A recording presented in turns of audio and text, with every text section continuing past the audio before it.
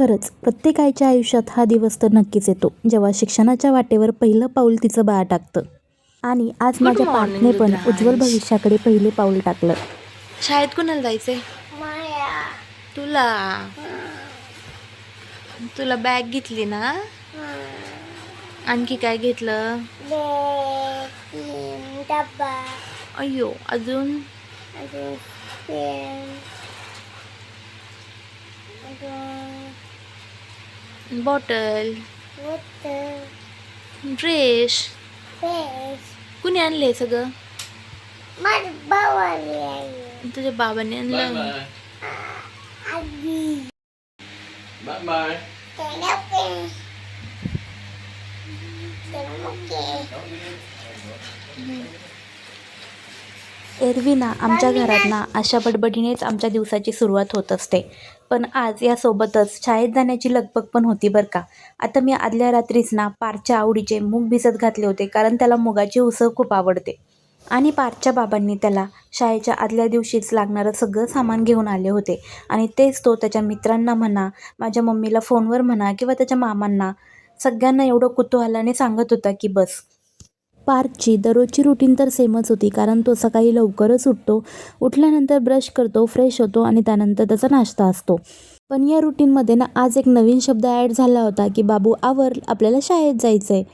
कारण ना दररोज तो त्याच्या मनाप्रमाणे आणि पाहिजे तेवढा टाईम घेऊन ना त्याचे हे सगळे कामं करत असतो आणि कुणाला कुठे जाण्याची घाई पण नसते. पण आज सगळं टायमोटायमीच चालू होतं. आता त्याला ब्रशला पाठवून इथे भिजलेले छान असे मूग ना उकडायला टाकून दिले. त्यासाठी कुकर लावला. लग्नानंतर ना माझ्या आयुष्यातला पण हा पहिलाच टिफिन बॉक्स होता बरं का. एरवी जेव्हा मी शाळेत जायचे, कॉलेजला जायचे, तेव्हा माझी मम्मी मला असा टिफिन पॅक करून देत होती. पण त्यानंतर ना लग्नानंतर पण पार्थच्या बाबांना कधी मी टिफिन दिला नाही, कारण त्यांच्या कॅन्टीनमध्ये त्यांना ऑलरेडी छान असं जेवण असतं. म्हणून ही टिफिनची लगबग ना माझ्यासाठी आज नवीन होती. जसा पार्थचा शाळेचा पहिला दिवस होता, तसाच माझा टिफिन बनवण्याचा देखील हा पहिला दिवस होता. पार्थचे बाबा कधी टिफिन नेत नव्हते, पण त्यांना जर कधी वाटलं घरचं जेवण जेवायचं तर कदाचित त्यांनी एकदा दोनदा टिफिन नेला असेल. आणि तसं पण मी ज्यावेळेस ऑफिसला जायचे तेव्हा पण मी कधी टिफिन नेले नाहीत, कारण सकाळी जाण्याचीच घाई एवढी असायची फर्स्ट शिफ्टला, तर मी कॅन्टीनलाच जेवण करायचे. चला असो, आता तुमच्या सगळ्या आयांसारखंच माझ्या आयुष्यामध्ये पण हे आई पण आलं आहे आणि आता माझ्या मागे पण ही टिफिनची सकाळची लगबग सुरू झाली आहे. आणि आपल्या बाळासाठी, आपल्या मुलांसाठी हे सगळं करण्यात एका आईला खूप आनंद होत असतो, हे वेगळं सांगायची गरज नाही. त्यानंतर रात्री भिजवलेले 4-5 बदाम पार्थला खाण्यासाठी दिले, पण त्यातले तो फक्त 2-3च खातो, 1-2 तर मलाच खावे लागतात. मग दूध गरम करायला ठेवलं. गरम झालेलं दूध त्याला दिलं प्यायला. दूध पिऊन झाल्यानंतर त्याला विचारलं, तुला आज मी नाश्त्याला काय करू? तर साहेबांची फरमाईश होती की त्याला पोहे खायचे होते. मग त्यानंतर मी पोहे करण्याच्या तयारीला लागले. पार्थला ना पोहे झालं, मुगाची उसळ झालं, मटकी झालं, ह्या सगळ्या गोष्टी ना खूप तो आनंदाने खातो आणि त्याला आवडतात पण. अशाच गोष्टी आमच्या ब्रेकफास्टला दररोज वेगवेगळ्या असतात. कधी बेसनचं धिरडं, तर कधी पोहे, तर कधी इडली, तर कधी आप्पे. आता आणखी एक त्याची मी इथे सवय तुम्हाला सांगते. त्याला पोह्यांमध्ये ना टोमॅटो तर लागतो, कोथिंबीर लागते, पण कांदा चालत नाही. तरी देखील मी कांदा घालते, कारण हळूहळू तर सवय लागून जाईल. पण जर आपण पण त्याच्या मनासारखंच कांदा घालणं टाळलं ना, तर मोठा झाल्यावर पण तो कांदे निवडून टाकल. आणि मी हे माझ्या स्वतःच्या अनुभवावरून सांगते की मला शेंगदाणे आवडत नाही, तर पोह्यांमध्ये सहसा मी शेंगदाणे टाकतच नाही आणि टाकले तरी मी निवडून खाते. आणि बहुतेक वेळा मला खूप ओरडा बसतो घरच्यांचा. छान असे गरमागरम पोहे तयार झाल्यानंतर ना आम्ही नाश्ता करायला बसलो. पार्थला मी पोहे दिले आणि त्यानंतर मी दूध घेतलं. अगोदरपासूनच ना जेव्हा कधी आम्ही नाश्ता करायला बसतो, जेवण करायला बसतो, तेव्हा आम्ही सोबत बसतो, पण त्याला मी त्याच्या हाताने खायला लावते. त्याचा उपयोग मला आत्ता होईल, कारण आता तो शाळेत जाणार, तर टिफिन उघडण्यापासून तर तो पूर्ण संपवण्यापर्यंतचा प्रवास त्याला एकट्याला करायचा आहे. तिथे आपण त्याला खाऊ घालायला नसणार आहोत. पण कधी कधी त्याला जर लाड आला किंवा त्याचे बाबा असले ना, तर मग त्याला त्याच्या हाताने खायचं नसतं, मग त्याला ते आपण खाऊ घातलेलं लागतं. आज शाळेचा पहिला दिवस आणि त्यात टाईम मॅनेजमेंट आम्हाला पण एवढं माहीत नव्हतं. त्यामुळे मी त्याला म्हटलं, चल पटकन मी तुला पटपट खाऊ घालते. आणि मी खायला घातलं आहे म्हणून बघा तो कसा माझे लाड करत होता. छान असा 15 ते 20 मिनटात आमचा नाश्ता झाला आणि त्यानंतर मी त्याच्या टिफिनच्या तयारीला लागले. आता टिफिनमध्ये त्याला उसळ द्यायची होती आणि सोबत चपाती पण द्यायची होती. एरवी माझा पार्थना घरी पण चपाती खातो. जर त्याला तूप लावून दिलं किंवा सॉससोबत चपाती दिली किंवा भाजीसोबत दिली तरी तो खातो. पण मॅडमचं आवर्जून सांगणं होतं की प्रत्येक मुलाच्या टिफिनला ना चपाती भाजीच आली पाहिजे.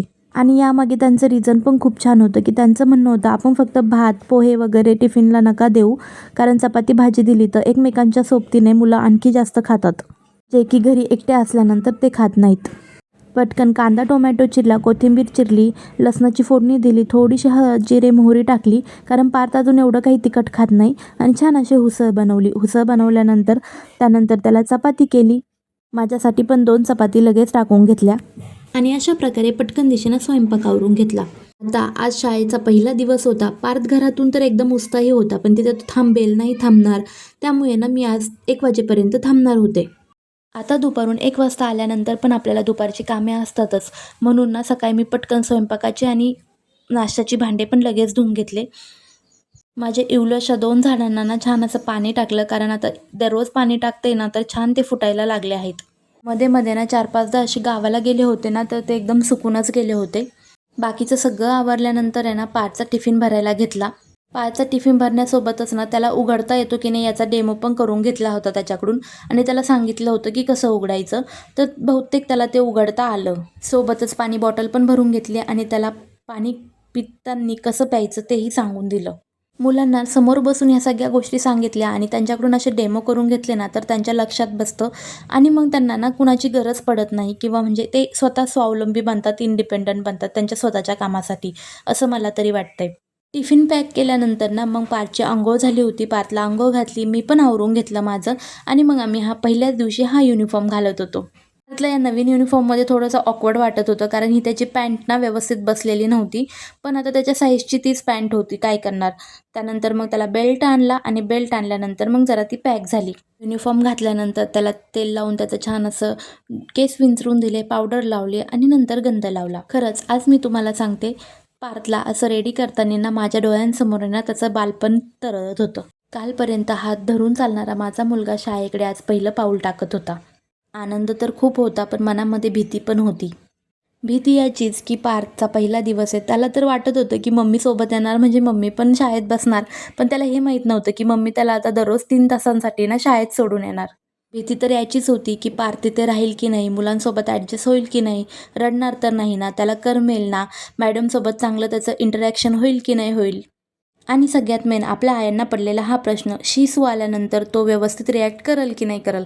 तसं मी त्याला समजावून सांगितलं होतं मॅडमसमोरच की शिसू जर आली तर आपण मॅडमला सांगायचं, मग त्या तुला बाथरूमला नेतात. आणि पार्थचं फ्रेश होण्याचं टायमिंग पण सकाळचंच आहे, त्यामुळे एवढं काही मला टेन्शन नव्हतं, पण तरी पण मनातून एक थोडीशी भीती होतीच. बाकीची सगळी तयारी झाल्यानंतर ना मी पार्थचं ऑक्शन केलं, कारण नेहमी आपण आपल्या घरात एखादी वस्तू आणली किंवा एखाद्या नवीन गोष्टीची सुरुवात जर केली ना तर आपण ऑक्शन करतोच. आणि या ऑक्शन करण्याच्या मागचा एकच हेतू होता की पार्थच्या ह्या नवीन आयुष्यातील वाटचालीला ना सगळ्यांचा आशीर्वाद मिळावा. नंतर पार्थने पण घराच्या बाहेर पडण्या अगोदर आहे ना देवबाप्पाचा आशीर्वाद घेतला. श्री स्वामी समर्थ, श्री स्वामी समर्थ, श्री स्वामी समर्थ 3 वेळेस बोलला, आणि त्यानंतर आम्ही शाळेकडे वाट धरली. शाळेत गेल्यानंतर पार्थ थोडा टाईम रडला, आणि त्यानंतर तो व्यवस्थित मुलांमध्ये रमला, आणि माझी भीती पण गेली.